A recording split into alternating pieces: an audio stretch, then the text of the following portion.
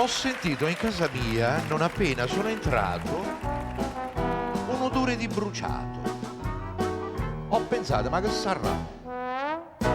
Nella camera da letto trovo sopra al comodino un mozzone di sigaretta, un mozzicone. E come va? A mia moglie ho domandato: donna Rosa, qua si è fumata. Lei tremante, ma guarda, ed è svenuta là. Rea confessa,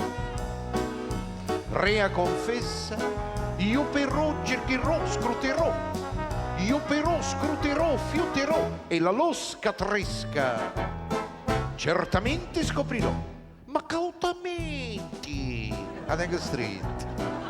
Vado a uscire, farò un balcone, trovo un uomo accovacciato. Mio signore, chi mi ha mandato? Cosa fate fuori qua? Io volavo in aeroplano e per combinazione sono caduto in tuo balcone. Dite proprio la verità. Ma mia moglie rinvenuta, nel vederlo caccia un urlo e ha venuto svenimento, la più nera infedeltà. Rea confessa, io però cercherò, scruterò, io però scruterò, fiuterò e la losca tresca certamente scoprirò.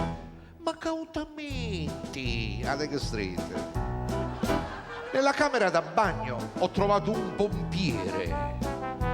Scusate per favore, ma voi che fate dentro qua? Mi ha chiamato dal balcone vostra moglie donna Rosa.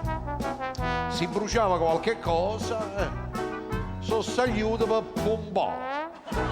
Ma mia moglie nel vederlo caccia un urlo di spavento e avevo terzi svenimento, la più nera infedeltà. Rea confessa, io però cercherò, scruterò, io però scruterò, fiuterò e la losca tresca certamente scoprirò. Ma cautamente, Adeng Street, la dizione. Quando andavo a scuola il professore diceva: che bella dizione c'ha sto ragazzo. Ero io, la verità.